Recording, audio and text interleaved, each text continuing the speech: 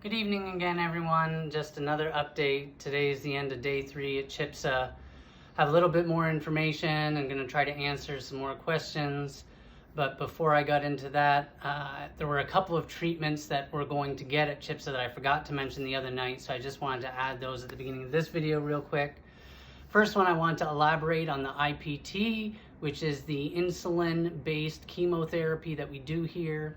I had that for the first time today. So they told me that the chemotherapies that they've selected are FOLFOX and FOLFIRI that they're combining. Those are the two primary chemotherapies in the United States. I've done both of those chemotherapies in my cancer treatment. They were the first two treatments that I was on, actually.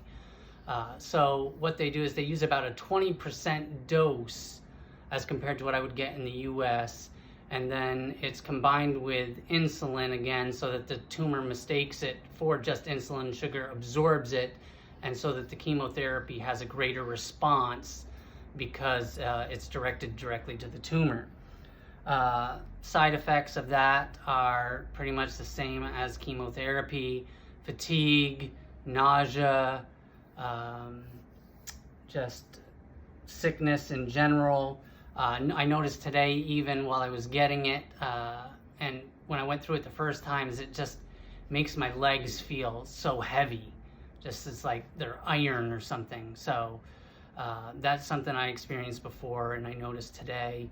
But it usually takes about 3 treatments for those side effects to really come into play. That's what I noticed even in the US. It usually takes about 3 treatments for me to start noticing the side effects associated with any particular chemotherapy.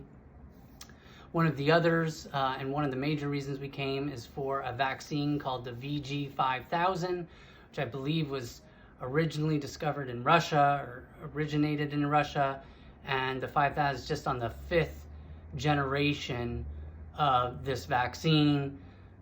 Basically, they've determined that cancer cells create their own blood vessels to get their own supply of nutrients and pull in the glucose. And it's very similar to the way a placebo works in women during childbirth.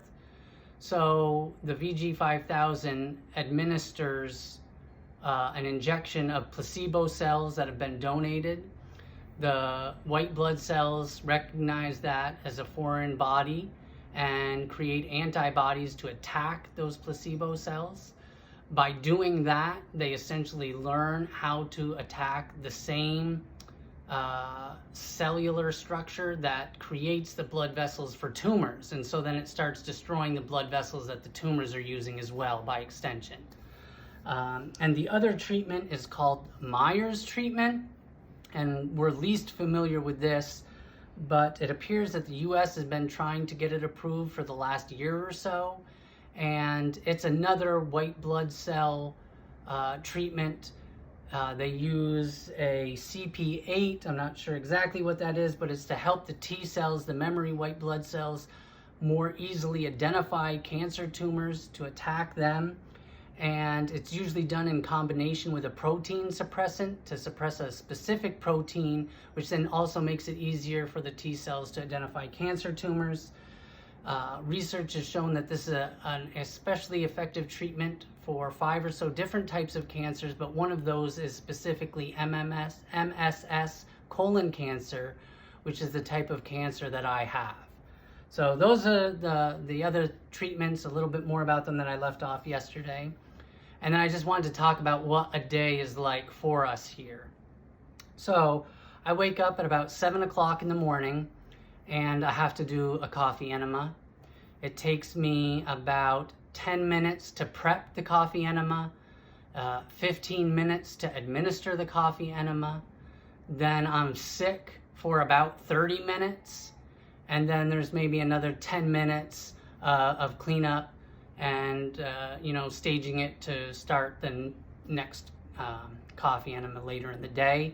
So that's about like an hour-long process for me to go through that. At 8 a.m. I go upstairs and I get my breakfast, which is brought over from the actual CHIPSA hospital.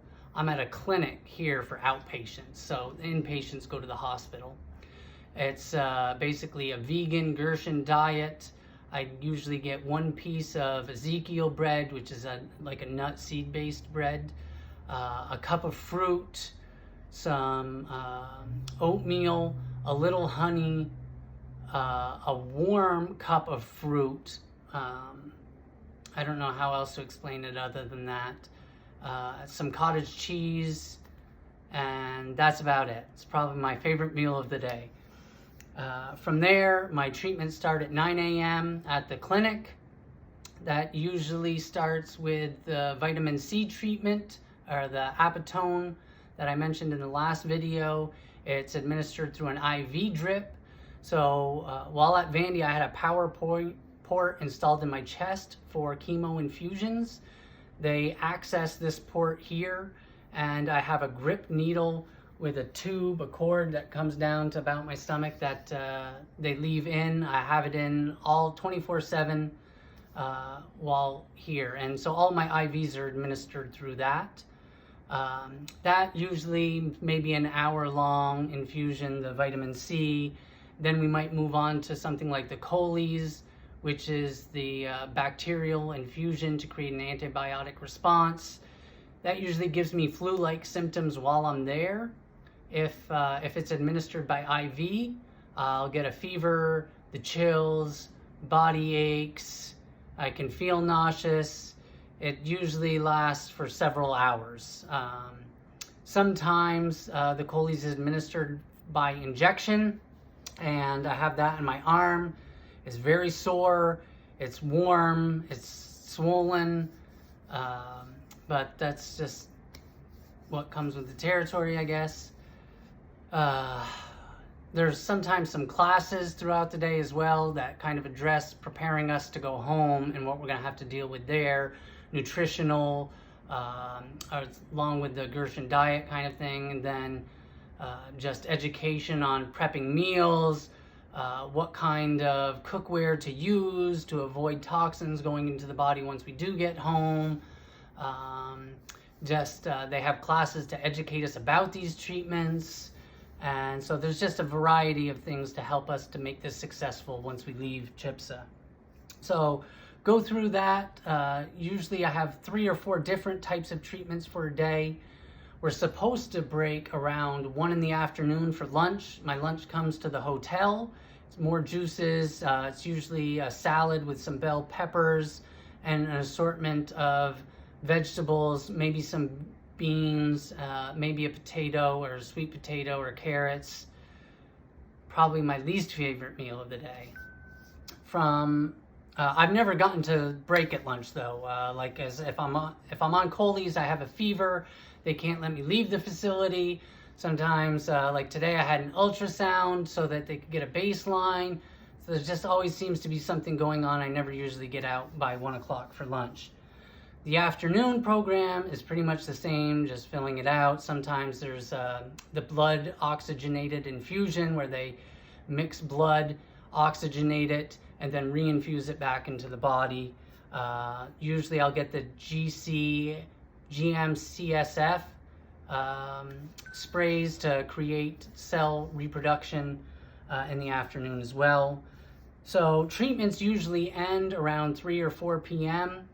Come back to the hotel, probably rest for about an hour. 5 times during the day, I have to take these supplements. I have it 8, 9, 10, 11, 12, 1, 2, 3, 4, 5, 6, 7. It's 31 pills every day that I have to take. I had to set an alarm on my phone to remind me to take them all. So come back to the hotel, probably rest for an hour. Tonight, for the first time, we did the hyperbolic chamber treatment. So we had to go to the CHIPSA hospital for that at 5:30 this evening. It's about an hour and 15-minute administration, basically in a submarine, and they pressurize it like you were scuba diving. A lot of sports people use it for healing. So we'll see how that works.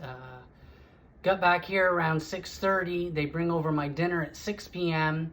So we went upstairs, had that. At 6 p.m. is also when they bring over the coffee mixture for my coffee enemas every day.